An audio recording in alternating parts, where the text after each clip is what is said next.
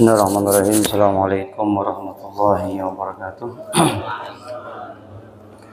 Bismillahirrahmanirrahim. Wassalatu wassalamu ala Rasulillah Sayyidina Muhammad bin Abdillah wa ala alihi wa sahbihi wa man wala wa la hawla wa la quwwata illa billahi al-aliyyil azim. Subhanaka la ilma lana illa ma 'allamtana innaka antal alimul hakim. Qala rabbi shrah li sadri wa yassir li amri wahlul 'uqdatan min lisani yafqahu qawli wa qur rabbi zidni ilman warzuqni fahman amin ya rabbal alamin.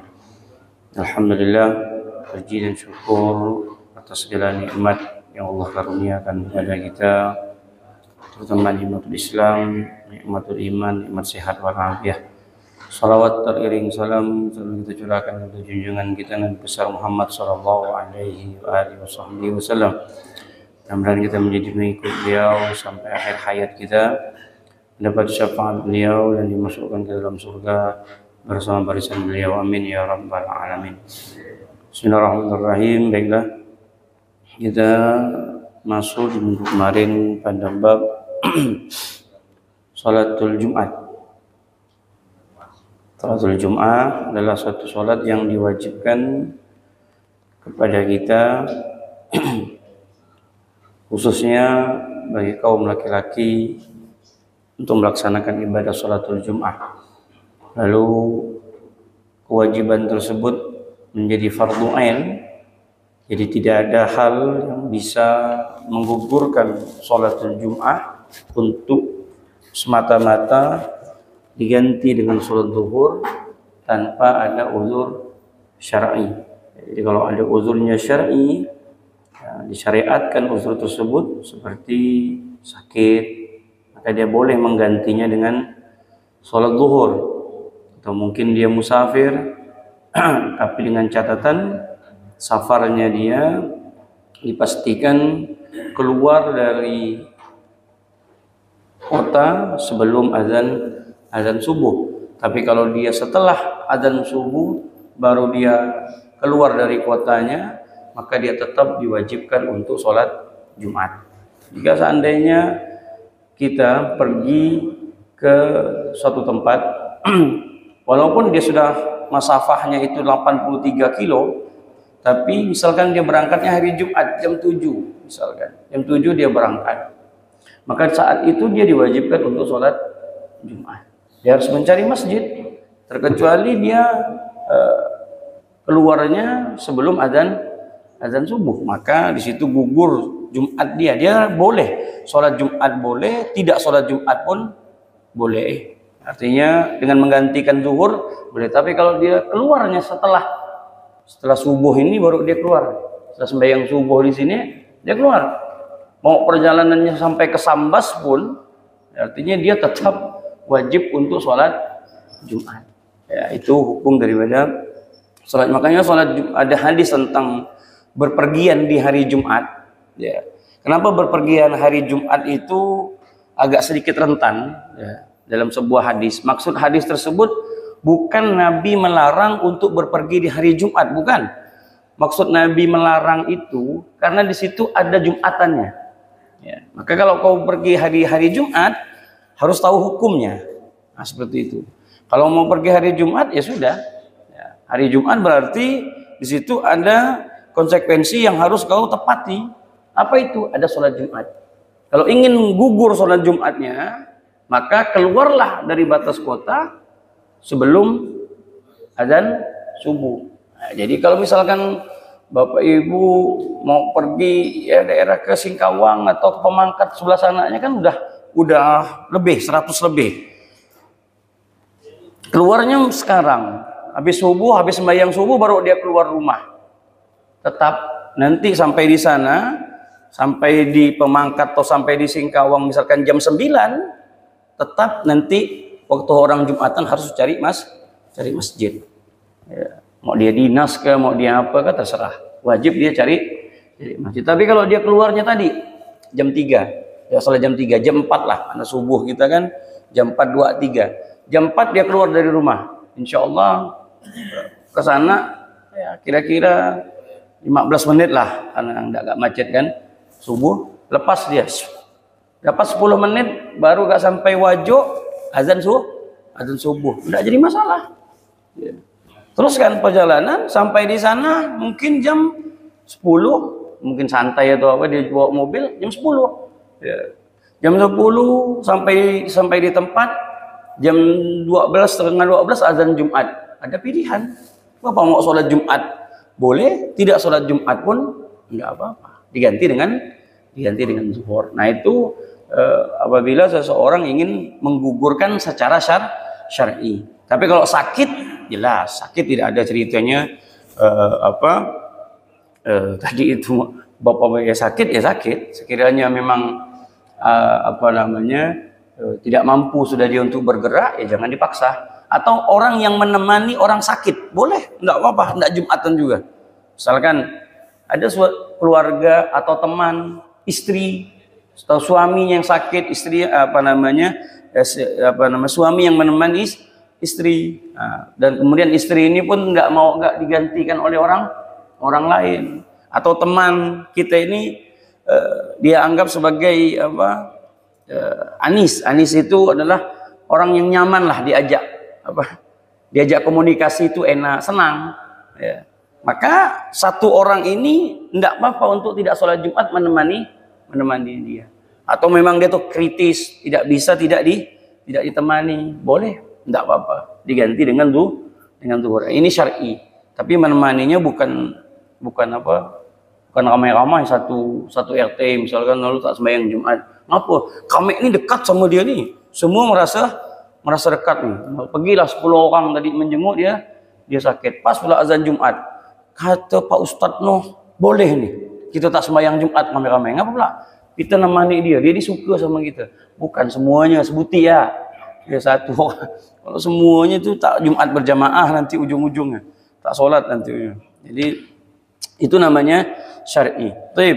Kemudian Jumat tersebut diwajibkan. Ya. Sebelumnya Nabi SAW bersabda, sholat Jumat wa jama'atuha afdalul jama'at. Ya. Dikatakan di sini ulama fikih sepakat bahwasanya sholat Jumat itu adalah sholat yang paling utama di antara segala sholat fardu. Ya. Kemudian paling afdalnya jamaah, sholat berjamaah yaitu sholat Jumat. Wahiyya khususiyat min hadhil ummah, di mana sholat Jumat ini adalah suatu kekhususan di hari Jumat. Makanya waktu saya belajar dakwah, ada saya punya guru, beliau mengatakan begini. Dia ketemu dengan seorang pendeta, dia katakan, berikan umat Islam itu enak, punya satu media yang paling hebat, kata dia. Lalu guru saya tuh bingung, kenapa, kata dia? Iya, medianya itu hari Jumat. Ya. Saya tidak habis pikir, kata dia. Doktrin itu sangat hebat sekali dari dia punya nabi, dari kamu punya nabi, kata dia. Bayangkan ketika khotib itu naik mimbar, di mana semua orang tersebut tidak diperbolehkan untuk bicara. Itu doktrin yang paling hebat, kata dia. Jadi itu seandainya itu diberikan kepada saya, kata pendeta tadi, alangkah indahnya itu. Saya berbicara tidak ada satu orang pun yang boleh berbicara dan artinya berbuat sesuatu hal yang sifatnya melalaikan pun tidak boleh. Tidak ada dalam agama manapun. Hanya ada dalam Islam. Dan itu umat Islam mentaatinya. Dan menjadi suatu kewajiban dan memang betul. Di mana ketika khotib naik mimbar tidak diperbolehkan seseorang pun untuk melakukan sesuatu. Apapunlah bentuknya. Maka laghaw, artinya sholat Jumatnya sah, tapi fadilahnya, keistimewaannya dia tidak dapati, sayang. Makanya di hari Jumat orang khotib jangan pakai logika. Kalau logika kita, orang khutbah pegang Quran. Nampaknya kan betul, nampaknya. Inilah ilmu itu sangat penting daripada melakukan sebuah ibadah. Karena berapa banyak orang melakukan ibadah tanpa ilmu, amalnya tertolak. Justru malah membuat satu kesalahan. Nah, orang khutbah dia pegang tasbih. Nampaknya betul orang khutbah. Alhamdulillah, kata khotib kan, dia putar tasbih. Astagfirullahaladzim, astagfirullahaladzim, astagfirullahaladzim. Nampaknya kan dua ibadah ini. Telinga mendengar, tangan bertasbih, hati kan begitu nampaknya. Atau dia baca Quran. Dia baca Quran, khotib naik mimbar, khotib ceramah, dia baca Quran sambil mendengarkan sambil baca Quran. Logikanya dapat dua pahala, dapat Quran, dapat kata siapa? Tak dapat dua-duanya, tidak dapat sama sekali. Jadi hadis Nabi itu, waman masal hasa faqat laqa, siapa orang yang memegang batu. Maksud memegang batu itu bukan berarti harus batu, kan masjid kita tak ada batu begitu ya, dahulu batu. Maksud Nabi SAW, siapapun dan apapun yang kau lakukan di waktu itu, maka hal tersebut bisa membuat Jumatmu itu fadilahnya tidak sama sekali kau dapati. Jadi udah, tangan tak boleh bergerak, bahkan tidak boleh sedikit pun. Waman qala li sabihi ansit, diam. Ada orang yang ngomong-ngomong gitu, diam, tidak boleh. Kita negur pun berbahaya. Jumat kita fadilahnya, bukan Jumatnya sah, fadilahnya itu gugur, kan sayang. Nah, kata pendeta tersebut, itu suatu media yang sangat hebat sekali, sangat hebat sekali. Ya, kan kalau ceramah kan boleh saja, ada yang ngomong, ada yang tak ada, itu boleh. Tapi kalau khutbah tak ada ceritanya diperbolehkan untuk bicara. Makanya itu sebuah keistimewaan ya, untuk umat Nabi Muhammad SAW di hari Jumat. Dan hari Jumat itu Sayyidul Ayyam, minggu kemarin kita bahas. Makanya hari Jumat itu khususkan untuk tidak pakai baju warna-warni, tidak ada. Ya, khususkanlah kita. Ya, misalkan yang sebenarnya bisa, mau dia orang kerja ke orang apa ke, ya bekal baju di hari Jumat. Biasakan. Kita membiasakan hari Jumat itu baju yang paling terindah hanyalah warna putih, tidak ada.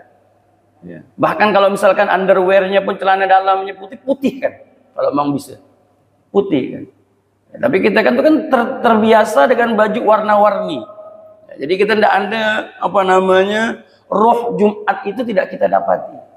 Nah, khusus hari Jumat baju-baju yang baju peci semuanya yang berwarna-warni itu tidak dianjurkan. Sunnahnya itu warna putih. Ini sunnahnya. Ya, maka kalau saya punya guru Habib Umar, beliau itu tidak pernah kalau hari Jumat itu khusus semuanya putih, semuanya putih. Bahkan kalau ada yang pakai warna itu ditegur. Khusus Jumat saja. Kalau selain Jumat, monggo silakan. Antum mau pakai baju pelangi ke, merah, kuning, hijau, apa semuanya terserah. Ya. Tapi kalau hari Jumat itu putih-putih. Ya. Hari raya enggak putih. Ya, hari raya sunnahnya malah warna-warni. Kalau hari raya, sholat Idul Fitri, sholat Idul Adha, enggak putih. Bahkan dianjurkan untuk warna-warni biar nampak kegembiraannya. Nah, kalau Jumat itu khusus putih. Maka biasakan kalau hari Jumat itu untuk menggunakan warna putih, sunnah. Ya, yang mampu, yang nggak mampu dengan alasan-alasannya ya sudah. Kan alasan itu kan gampang dibuat. Ya, tapi banyak juga orang yang tidak ingin meninggalkan dengan seribu alasan. Bisa juga orang meninggalkannya dengan sejuta alasan. Jadi masing-masing saja. Kalau dibilang tidak bisa saja kok. Ya, jok motor pun masih bisa untuk nyimpan baju, apalagi yang mudah sama sekali untuk mengganti baju dengan baju warna putih apa semuanya. Ya, indah kalau digunakan di hari Jumat. Dulu ada satu masjid, seseorang itu syiarnya itu kuat, Pak. Orang pakai baju putih semua itu syiarnya itu hebat. Ada seseorang itu kaum non muslim. Jadi dia tuh melewati saya punya pesantren di hari Jumat. Kalau hari Jumat itu kan pondok saya itu kan putihnya itu wajib. Kalau nggak pakai baju putih kena khotan 20 kali. Jadi udah terbiasa udah saya pakai baju putih itu kalau hari Jumat itu. Ya. Jadi kalau udah jam setengah 11 itu kan kita sudah masuk masjid semua. Ramai itu putih semua. Lalu ada orang yang non muslim, dia lihat, dia tergugah hati dia. Kayak malaikat-malaikat katanya putih. Kayak malaikat-malaikat putih. Nah, indah. Jadi di hari Jumat itu ya syiarnya kita di hari Jumat. Agar membedakan, ada hari yang berbeda untuk kita. Ya kalau bisa, kalau tidak bisa ya mau diapakan? Kan begitu. Kemudian as-shalawatul khams wal jum'ah ilal jum'ah. Artinya dari sholat Jumat ketemu dengan Jumatnya lagi itu ampunan Allah Subhanahu wa taala. Pengampunan Allah satu minggu yang Allah berikan kepada orang yang sholat Jumat dengan catatan apabila dia tidak melakukan dosa-dosa besar.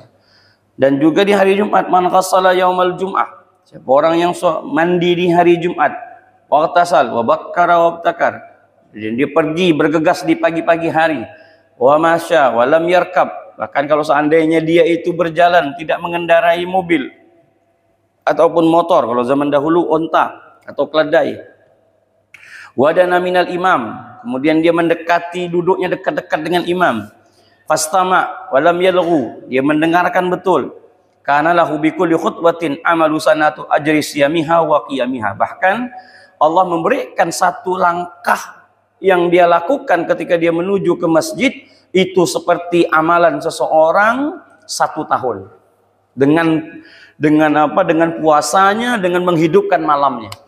Bayangkan ada orang ibadah 1 tahun ya, full ibadah 1 tahun, puasanya bangun malam. Dia bisa dapati pahala itu dengan langkah kaki dia ke masjid di hari Jumat tadi. Itu pahalanya, masya Allah. Tapi tadi dengan syarat, paginya udah pagi, jam 10, setengah 11 udah pergi. Bukan udah azan, orang azan dia baru pergi, ada apa-apa tuh. Ya. Kalau orang pergi misalkan, ya bagi yang udah nggak ada ikatan kerja, udah pensiun, udah apa, amalkan. Artinya ini suatu keistimewaan. Apalagi yang mau disibukkan? Masa mau dunia terus? Oke lah dunia 6 hari. Masa 1 hari tak bisa lagi apa di sisi sayang. Ya, udah tidak ada ikatan kerja, tidak ada juga ikatan apa lagi. Udah nggak ada. Ya. Kalau yang hari-hari lain, iyalah udah. Tapi hari Jumat khususkan. Ya, khususkan di hari Jumat.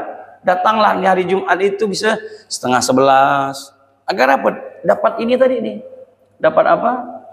Keistimewaan. Bayangkan setiap langkah itu Allah berikan pahala 1 tahun orang ibadah dengan puasanya, dengan sholat malamnya. Tak mungkin didapati. Nah, makanya yang sudah tidak ada ikatan kerja. Kalau ikatan kerja kan sulit. Ya, ngerti kita. Artinya dia harus keluar dari apa? Dari kantor, dari kerjaannya jam 11. Kadang-kadang lewat. Ya, tergantunglah kan. Dengan alasan lah tadi itu yang gimana bisa diterima. Tapi yang sudah tidak ada, masa mau alasan lagi? Alasan gendong cucu, bukan alasan itu. Ya, bagaikan mahal begitu. Ya, ini untuk ibadah. Artinya sempatkan ya, untuk diisi dengan amaliyah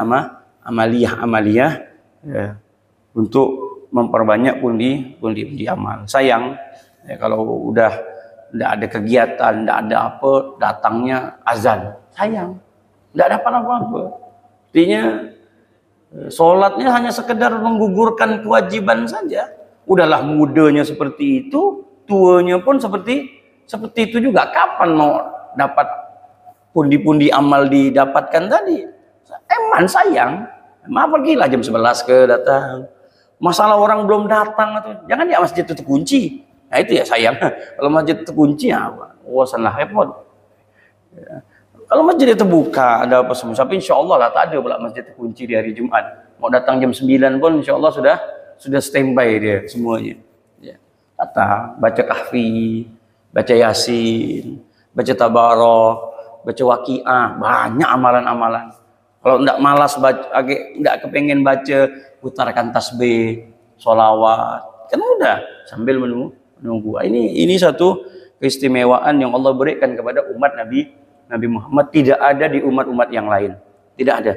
Hanya khusus umat Nabi Muhammad SAW, fadilah ini Allah berikan. Kemudian diwajibkan Jumat tersebut.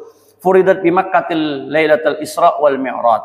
Jadi Jumat ini diwajibkan pada malam Isra Mi'rajnya Nabi Muhammad SAW. Nah, diwajibkanlah sholat Jumat pada malam Isra Mi'raj Nabi.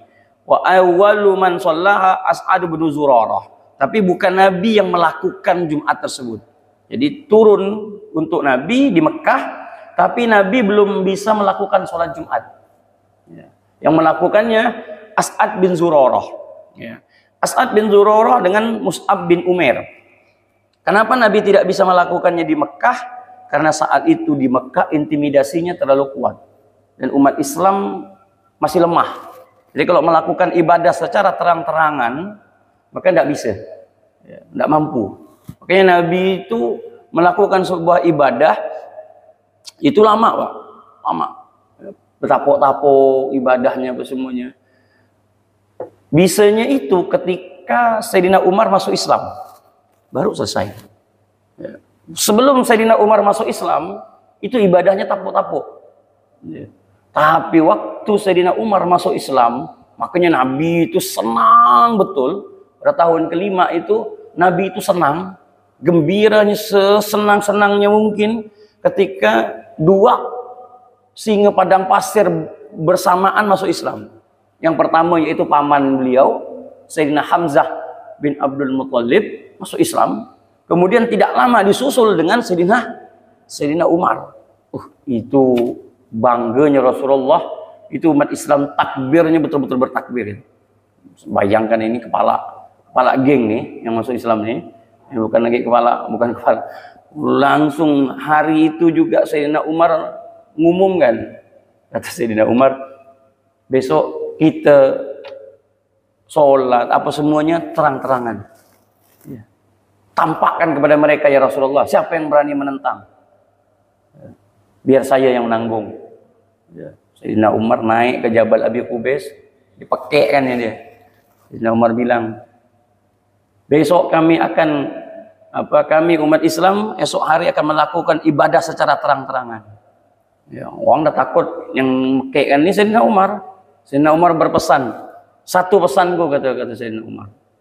Kalau silahkan ganggu kami, tapi saya pastikan kalau tidak istrinya menjanda, anaknya yatim, dah selesai.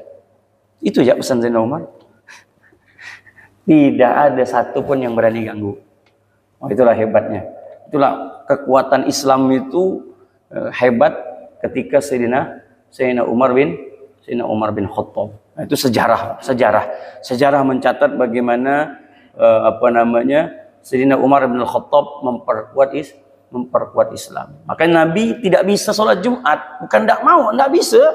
Nabi diintimidasi. Bayangkan Nabi itu sholat kotoran onta. Kemudian Nabi pengen keluar saja melakukan ibadah itu duri-duri di depan rumah itu sudah dipasang. Tidak ada kekuatan sama sekali. Ya, tapi ketika adanya Sayyidina Umar, Sayyidina Hamzah, kekuatan itu Islam sudah kuat, ya barulah Islam itu nampak. Kemudian ya, Mus'ab bin Umair melakukannya nahiyatu Quba bil Madinah, dan itu dilakukan di kota Madinah, bukan di Mekah. Melakukannya di kota Madinah, di Quba. Walam yusallihan Nabi sallallahu alaihi wasallam di Makkah li adami tamakkunihi minha li kaunil muslimina mustakhfin, dan orang muslim pun saat itu takut, tidak berani untuk mengambil sebuah risiko yang terlalu besar, artinya bisa dibunuh. Ya, bisa dibunuh, dan umat Islam susah untuk melawan karena tidak ada kekuatan. Nah, nanti akan menjadi sebuah khilafiyah nanti, berapa sih jumlah di waktu itu sholat. Ya, nah, makanya nanti beberapa pandangan di dalam sholat Jumat, Imam Syafi'i mewajibkan 40. Ya. Tapi bukan berarti di imam lain itu 40, enggak. Ya. Dia bisa 30 nanti, ada yang 35, ada yang sampai 10 saja cukup. Ada 14 pendapat. Ya. Ada 14 pendapat di mana sholat Jumat itu bisa bahkan 2 orang pun bisa. Tapi dengan pendapat yang sangat tertolak lah, tidak kuat. Ya, makanya dari sinilah nanti karena yang melakukan itu jumlahnya itu apakah tepat di waktu itu 40 orang?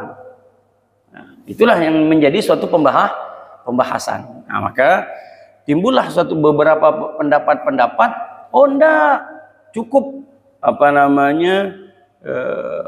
harus 40.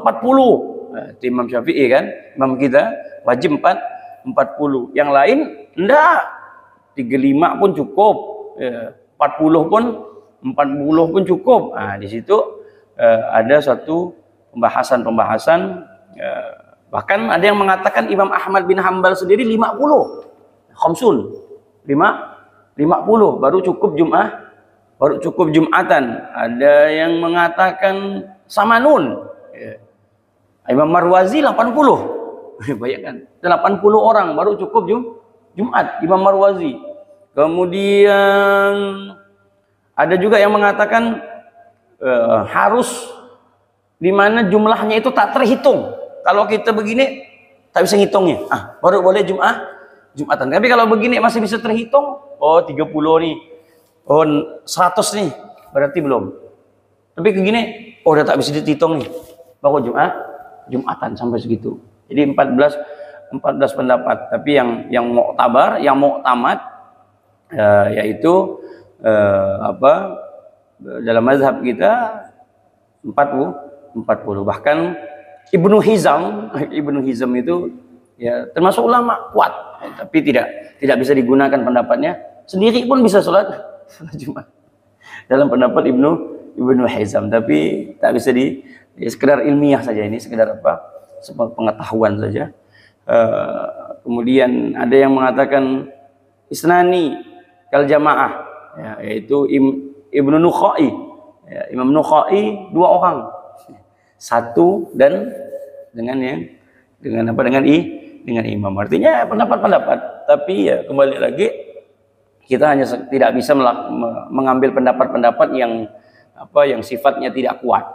Pasti kita khusus kita sudah ada pendapat kita Imam Syafi'i, di mana al-mu'tamad, pendapat yang terkuat, yaitu untuk melakukan sholat Jumat dengan 40 orang. Jika seandainya dia melakukan 40 orang, tidak sampai 40 orang misalkan, ya, udah dicari tak ada ini,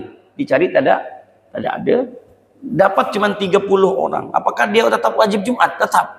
Ya. Dia sholat Jumat, nanti setelah sholat Jumat dia sembahyang zuhur, selesai. Ya, ini juga dalam mazhab Imam Syafi'i, Jumat ini detail, Pak. Jumat ini detail, sangat detail sekali. Kalau seandainya ta'addudul masjid, dalam satu kampung itu ada masjid, ya, ada 2 atau 3 masjid, satu kampung nih. Dan masjid pertama yang dibangun itu tidak penuh. Kemudian orang bangun masjid lagi. Yang sana bangun lagi masjid. Ini kan orang kan berlomba-lomba bangun masjid nih. Yeah. Dia tak pikir. Nanti hari Jumatnya dia tak pikir nih.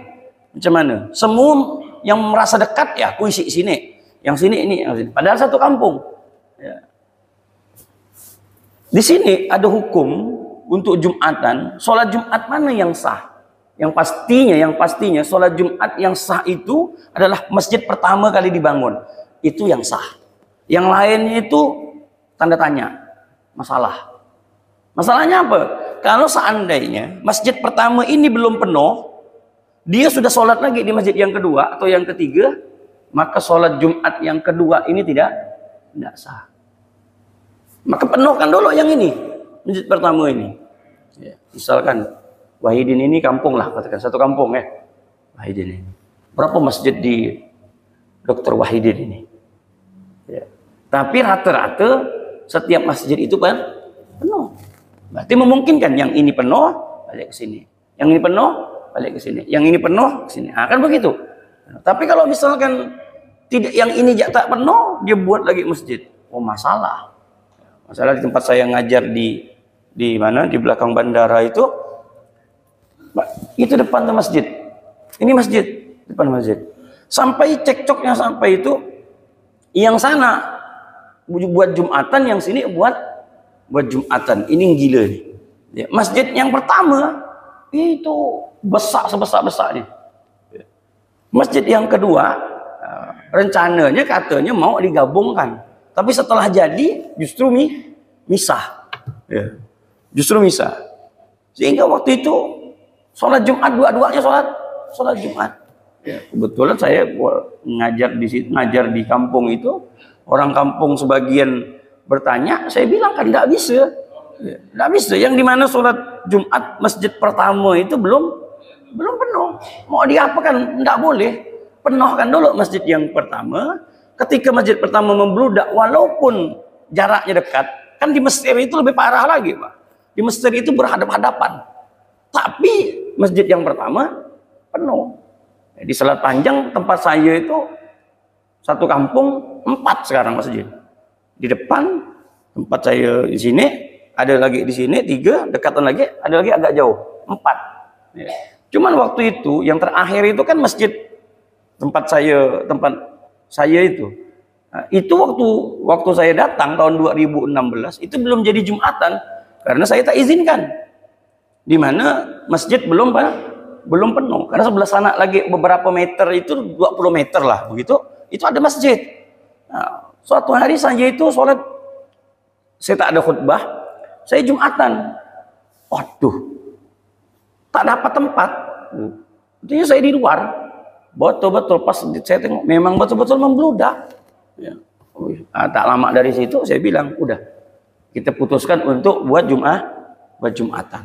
Ternyata memang betul, sekarang pun sana penuh dan sini pun penuh. Nah, itu tidak jadi masalah. Tapi kalau misalkan suka-suka aja berbahaya. Nah, maka dalam mazhab Imam Syafi'i, ketika kita memandang ada beberapa masjid di kampung tadi, maka lebih baik setelah sholat Jumat kita sholat zuhur. Atau kita sholat di satu tempat meragukan ini mustautinnya banyak atau enggak nih orang kampungnya ini. Ya. Atau yang datang ini banyak mukimin. Ya. Oh, itu berat tuh. Ihtiyatannya sah ya sah. Sah tetap sah, Pak ya. Saya ngajarkan ihtiyat. Ihtiyat itu dalam fikih itu berhati-hatinya gitu dalam menempuh sebuah ibadah. Namanya ihtiyat. Misal, maaf-maaflah di instansi. Saya tak nyinggung instansi mana. Kan sekarang kan instansi, kemudian di mall, di apa kan banyaknya yang buat Jumatan. Sekarang instansi ramai, Pak, buat Jumatan. Karyawan-karyawan atau semuanya. Dan kita tak mungkin untuk mengecek per orang itu. Apakah dia ini orang yang mustautin. Mustautin itu kan orang yang, Bapak ini kan mustautin nih. Sini ini. Mustautin kan. Ya inilah tempat tinggal kita. Artinya hidup mati gitu ya di sini lah. Walaupun nanti matinya kita tak tahu di mana. Tapi kan di sini kita tidak kemana-mana. Itu namanya mustautin. Jika seandainya kita di sini ini ada yang dinas. Dari Jakarta datang. Tugas 2 tahun atau 3 tahun. Apakah dia terhitung orang Jumatan? Enggak. Dia bukan orang Jumatan. Dia tidak terhitung. Dia tidak terhitung. Dia sah Jumatnya. Tapi dia tak masuk hitungan 40. Tidak masuk dia. Dia mukimin namanya. Bukan mustautin. Dia mukim. Ya dia sekedar mukim. Sah Jumatnya sah. Tapi tidak terhitung. Nah. Bisa kita bayangkan di satu tempat tadi yang kita sholat itu. Apakah mungkin 40 orang itu mustautin? Tak kenal juga kita. Betul ke? Tidak nih. Makanya untuk hati-hati. Tapi kalau seandainya dia tidak mau pun tidak jadi masalah. Kalau seandainya tidak mau, udahlah Pak Ustadz, saya tak mau sembahyang zuhur lagi, udahlah sah. Saya dengar ada seorang Ustadz mengatakan sah. Saya pun mengatakan sah. Apalagi kita udah kaji 14 pendapat tadi itu kan, ya sah. Tapi dalam mazhab kita Imam Syafi'i berhati-hati itu lebih penting. Ya, jadi kalau seandainya melihat ada gelagat agak-agak ragu, kitanya sendiri ragu, udahlah habis ini saya sembahyang zuhur. Selesai. Nah, itu untuk menepis keraguan yang ada pada diri kita. Ya, kita tidak bingung nih, ini. Atau tadi, Jumatannya kurang dari 40, ya sudah. Ya, sholat zuhur lah. Sholat zuhur. Sendiri aja, tidak usah ngajak-ngajak. Tidak usah ngomong sama orang, nanti kecoh nanti. Ya. Kau tahu enggak? Tak sah kita sembahyang nih, kata dia. Nah, ini kacau nih urusannya nih. Yang jelaskan juga tak bisa jelaskan, tahu-tahu buat kecoh di instansi orang. Nah, dia sholat gak situ? Lalu dia bilang, bayang kita nih tidak sah. Jadi yang sah saya ya. Kenapa? Saya sembahyang zuhur lagi, kata dia. Ngapa kau ikut aku? Kata dia, kalau kau ngapa kau tak ngomong langsung ke depan tuh? Kalau tak sah. Nah, ini bab agak sedikit bahaya. Artinya tak semua agak ilmu itu harus disampaikan. Kecuali dalam kajian begini, ini lain cerita. Tapi kalau dalam bab semacam begitu, nanti jadi fitnah. Ya, antum mau ngomong depan orang tidak sah semuanya, tidak bisa, tidak bisa. Makanya tadi saya ikat dengan kalimat ihtiyatan, berhati-hati untuk tidak cepat melangkah mengambil sebuah keputusan tadi. Ya, artinya hati-hati saja. Untuk bab sholat Jumat. Wallahu a'lam bishawab. Nantilah kita akan sampai pada bab nanti di masalah syarat-syarat orang yang Jumatan tadi itu. Mustautin tadi atau mukimin atau nanti ta'addudul Jum'ah. Berterbilangnya Jumat dalam satu tempat, dan itu sangat penting sekali. Makanya kalau orang itu buat masjid, ya buat saja masjid.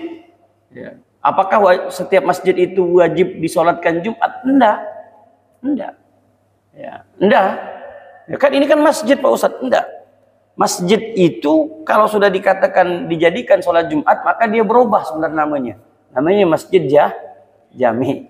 Nah, maka dia menjadi sholat Jumat. Macam ini nih, namanya masjid jami karena masjid itu dijadikan sholat Jumat. Tapi apakah ada masjid yang tidak sholat Jumat? Ada saja.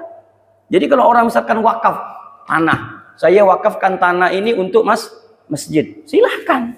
Masjid misalkan At-Taqwa, udah enggak apa-apa. Di tempat saya belajar itu tak ada namanya musola, tak ada namanya langgar, tak ada apa. Enggak ada. Musola, enggak ada. Masjid ya masjid. Kenapa menggunakan kalimat masjid? Kalau menggunakan kalimat masjid nanti kita sah iktikafnya. Nah, itu nanti bedanya. Misalkan ada orang pengen wakaf masjid. Saya bilang, saya wakaf nih misalkan jauh dari sini, buatlah di situ tanah kosong itu dibuat masjid. Bapak enggak usah bingung.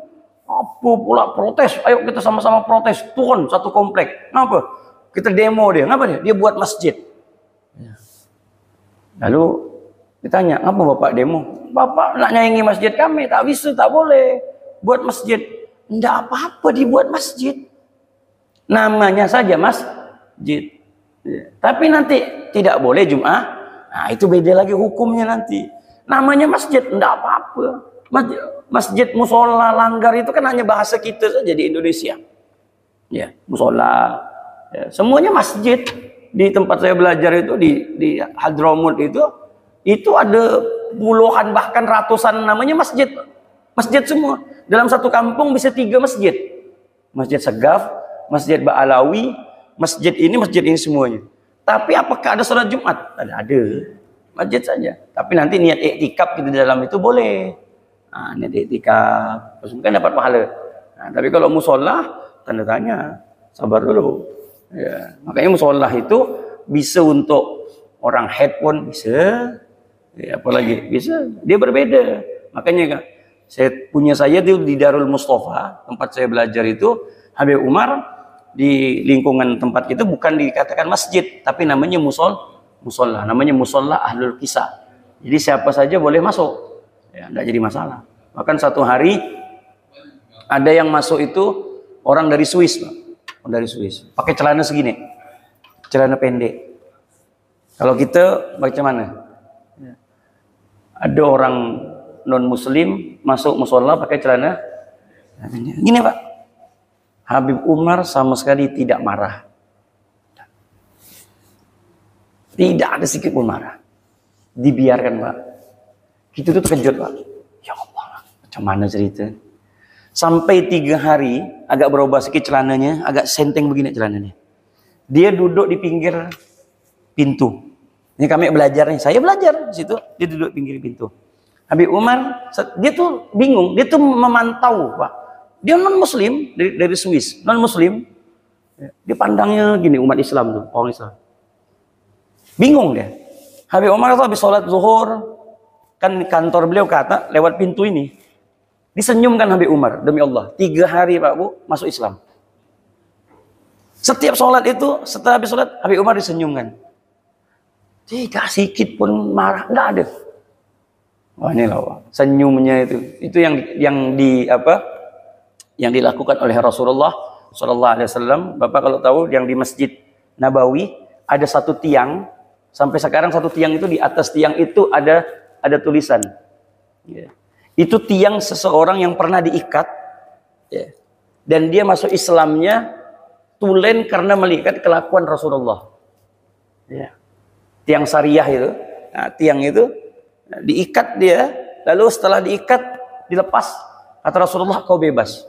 Enggak ya Rasulullah, aku enggak mau bebas begitu saja, aku pengen masuk Islam. Kata Rasulullah, kenapa kau pengen masuk Islam? Apakah karena begini? Enggak ya Rasulullah, demi Allah, kata dia, aku melihat dirimu sholat dan para sahabat-sahabatmu, di situ aku mendapatkan ketenangan. Aku masuk Islam karena aku melihat akhlak yang kau tunjukkan kepadaku. Makanya tiang itu, kalau yang pergi umroh, kalau ditunjukkan lah, kalau tidak ditunjukkan sih tak tahu apa-apa lah. Kalau yang bawanya bak betebak gak, sama tak iya lah. Tak ada lah namanya sejarah itu. Makanya kalau orang pergi ke sana, sama orang yang tak ngerti apa-apa, ya buta lah. Paling ya dia tahu Masjid Kuba, ya apa namanya Uhud, iyalah itu yang secara kasat mata lah. Tapi kalau yang kita pergi sama-sama detail, saya itu detail Pak. Detail betul, saya punya guru itu saya pergi haji, detail, sedetail-detailnya. Ditempatkan ini loh, ini rumahnya, tempat lahirnya Sayyidah Fatimah. Cuman ada mungguan gini ya Pak. Nah, itu udah dihancurkan Pak sama kaum-kaum Wahabi. Ada nama gang yang sekarang dijadikan tempat kamar mandi WC. Ya, namanya Zuqoqul Ahjar, gang batu. Di mana Nabi pernah jalan, batu-batu itu bertasbih didengar oleh para sahabat. Sekarang dijadikan kamar mandi. Nah, Bapak tak tahu. Tapi ada tulisannya masih di situ tuh. Zuqoqul Ahjar. Ada di sini. Digantung. Gang batu. Tapi jadi kamar mandi. Ya. Itu banyak yang mau dimusnahkan. Nah, lihat ya. Sebelah sananya lagi.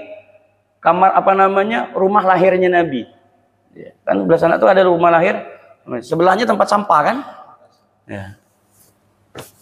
Tak mau namanya sejarah-sejarah yang sifatnya nanti orang yang agak tabarukan itu mereka agak sedikit takut.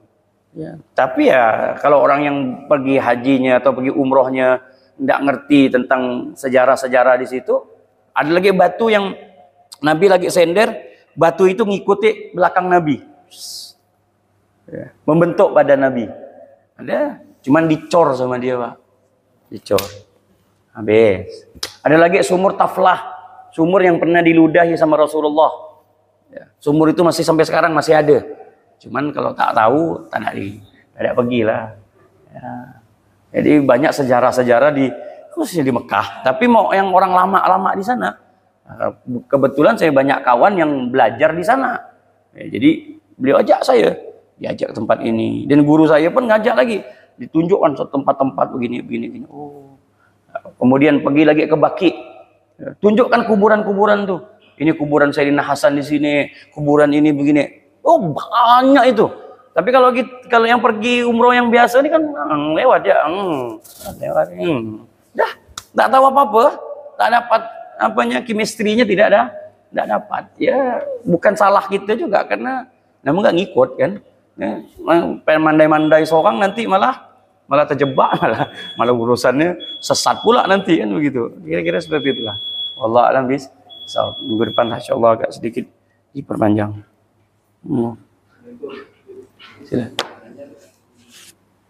Dari berangkat sebelum subuh hari Jumat itu khusus hari Jumat aja ya? Iya, khusus hari Jumat. Hari Kamis Setelah subuh, besoknya hari Jumat. Itu kita wajib Jumat juga ada. Berarti dia musafir sudah. Kalau berangkatnya di hari Jumat terhitung musafir. Udah hitungan musafir.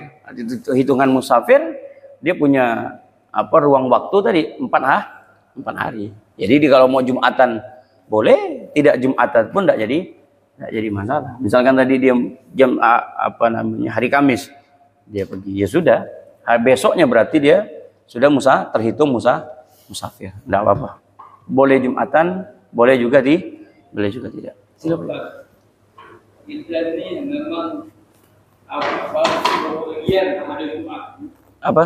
Memang bepergian pada Jumat ini memang sudah bagus setelah Jumat atau apa gitu. Biasanya bahasaan kita kan gitu. Mau pergi doang ngaku gitu kan. Hanya gimana ini? Baik. Harusnya gitu. Iya, bepergian di hari Jumat itu makruh, Pak. Makruh. Tadi itu makanya ada dalam Sahih Muslim, hadisnya sahih. Nabi itu bukan soal berpergiannya, boleh, tidak jadi masalah. Tapi kalau seandainya berpergian tadi bisa menyebabkan tertinggalnya Jumat, nah ini yang jadi masalah itu. Jadi larangan itu bukan larangan haram, enggak. Bukan larangan haram, tidak. Nabi melarang untuk pergi hari Jumat. Banyak juga yang salah arti. Dia ngambil teks aktual hadis, kemudian dia katakan haram untuk orang yang berpergian di hari Jumat. Sabar dulu, enggak juga. Jadi nanti kalau dimutlakan begitu, orang tak boleh pergi hari Jumat, salah juga. Kalau dia pergi hari Jumat, ya silahkan, enggak apa-apa. Tapi tadi itu pastikan Jumatannya di mana. Mau lebih afdol lagi, selesaikan Jumat. Nah, itu selesai. Karena kan ini ada satu ikatan hari. Ya kalau mau selamat lagi, pengen betul hari Jumat, ya sudah, berangkatlah sebelum azan subuh selesai. Ya udah, kalau udah selesai azan subuh, mau Jumatan mau tadak, kan nyaman perjalanan. Nah, seperti itu gitu. Emang kalau misalkan sudah waktu seperti sekarang mau pergi, ya hitung-hitungan. Kira-kira jalannya ini banyak enggak masjid? Ya banyak lah. Kalau seandainya banyak masjid, monggo. Misalkan mau ke Singkawang atau ke Mempawah atau kemana, ya banyak masjid, bisa saja. Ya, terus kan sampai jam 11 pun tak jadi masalah. Berangkat jam 9 pun tak jadi masalah. Karena apa? Yakin sudah banyak mas. Tapi kalau pergi misalkan daerah Tayan, oh ini bekatnya ke sana nih, panjang cerita, berangkat jam 10, tak dapat masjid nanti. Dapatlah masih di kampung Jawa, daerah lewat lagi tuh udah agak susah dah tuh. Saya uzur dari mana? Udah tahu seorang menguzurkan diri, iya. Bukan uzur itu namanya, udah tahu tempat yang tak ada masjid dan memaksakan diri untuk berangkat jam 10, jam 11 saya tak dapat. Kan begitu. Ya salah sendiri, dosa. Ya, tetap wajib zuhur, tapi berdosa. Wallahu a'lam. Silakan. Tolong dijelaskan definisi safar ini.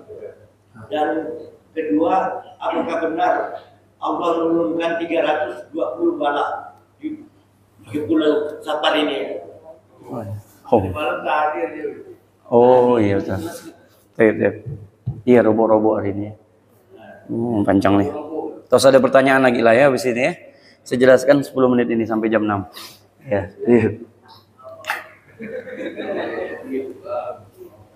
Iya, saya kira kalau musafir gitu sudah lewat lah bab ini ya. Musafir ya, ya intinya kalau dia musafir ya orang yang berpergian di mana apabila perjalanannya itu melebihi daripada batas 82 kilo, maka dia diperbolehkan untuk mengqashar.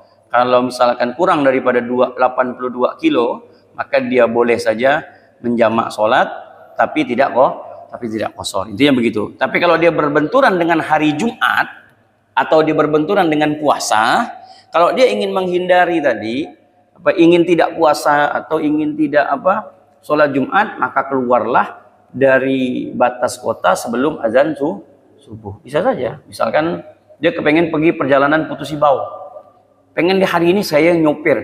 Kayaknya kalau saya nyopir nih dengan dalam keadaan puasa, tak kuat lah, tak mampu. Tak mampu misalkan. Ya sudah, untuk dia hari itu besoknya dia tidak puasa, dia keluar sebelum azan subuh di hari batas kota, selesai. Nah, kira-kira seperti itu musafir. Adapun 320 bala itu iya, tapi itu bukan hadis, itu bukan hadis. Itu ilham.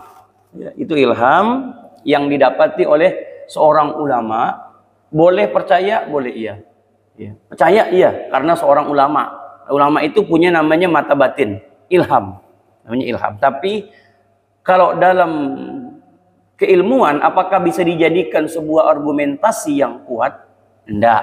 Karena tak boleh sebuah hukum diambil dari mimpi atau dari ilham. Tidak bisa. Nah, jadi yang percaya silahkan. Yang tidak percaya juga tidak jadi masalah. Tapi tetap kita sebagai ahlu sunnah wal jamaah tetap mempercayai hal itu, karena itu ilham. Kan yang memimpikan itu kan seorang wali Allah.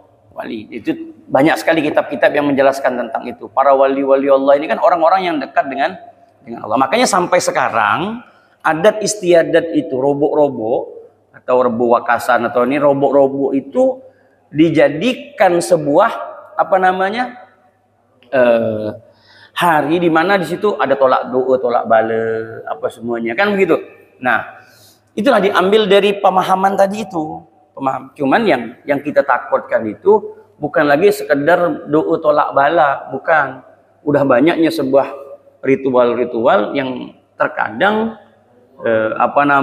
yang sifatnya itu ada sebuah kesyirikan. Nah, itu yang harus dijaga. Jadi kemurnian itu, semalam saya bahas ini di Al-Mujahid, agar kita itu tidak terjatuh dalam sebuah kesyirikan. Ya, jadi kalau mau berdoa, monggo silahkan berdoa dengan dalil tadi 320 bala. Itu dapat ilham, yaitu seorang wali Allah mendapatkan ilham. Pak Ustadz, saya tak percaya. Udahlah kalau tak ada, ya monggo silakan, enggak apa-apa juga. Enggak percaya silahkan. Ya, tapi hati-hati. Ya, enggak percaya bukan berarti meremehkan. Takutnya bala itu nanti dapat di dia pula nanti. Kan begitu. Karena yang bermimpi ini bukan sembarang orang. Kan begitu. Kalau yang mimpinya misalkan orang bertebak, iyalah. Mimpi kau tuh. Kan begitu. Itu tak bisa.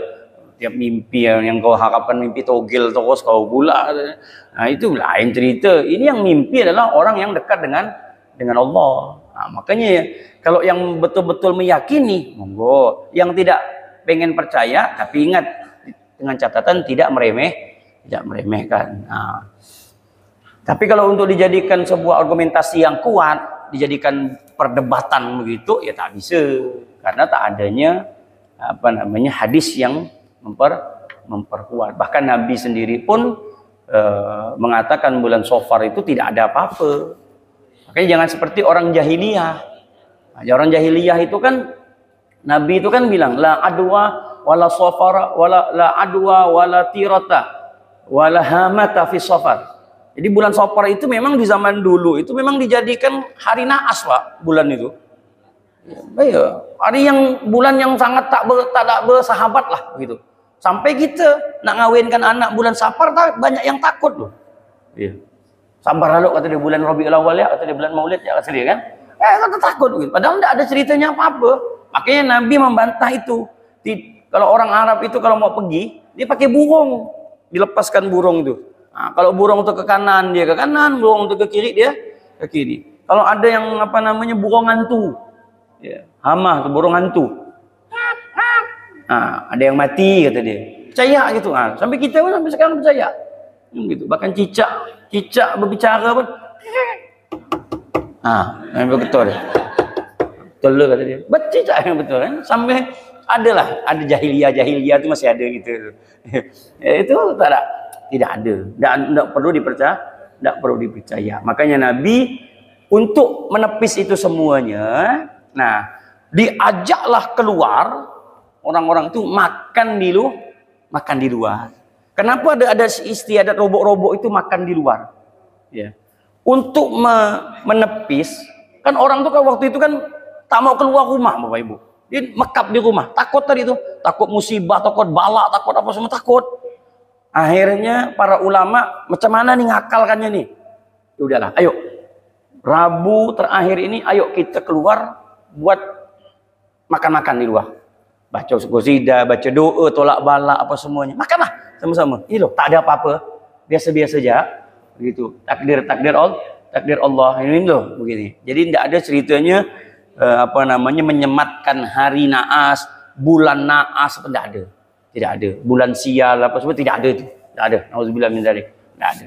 Ya sudah jalankan saja. Dengan apa namanya? Tapi kalau memang secara ilmiah ada. Tapi ingat untuk sholat sopar tidak ada. Sholat sopar 2 rakaat sholat safar atau 4 rakaat sholat safar tidak ada. Tapi kalau pengen sholat ya sholat saja. Sholat sunnah mutlak atau sholat sunnah taubat atau sholat sunnah hajat boleh dengan berdoa dengan minta daf'ul bala, tolak bala. Kan orang-orang tua gitu kan begitu. Hari ini kan dibacakan doa selamat dan tolak bala. Ya boleh saja, tidak apa-apa. Jadi itu ada sebuah ilham dari para ulama dan itu tertulis dalam kitab yang berjudul Kanzun Najah Wasurur. Kanzun Najah Wasurur. Bahkan Al-Imam Madirobi pun juga menulis buku tentang hal tersebut. Banyak para imam-imam yang menulis tentang hari terakhir bulan Safar ini. Wallahu a'lam bishawab. Kira-kira seperti itu. Mudah-mudahan Allah Subhanahu wa taala selamatkan kita dan Allah Subhanahu wa taala jaga kita semuanya dari segala musibah, bahaya dan bencana. Amin. Amin ya rabbal alamin. Assalamualaikum warahmatullahi wabarakatuh.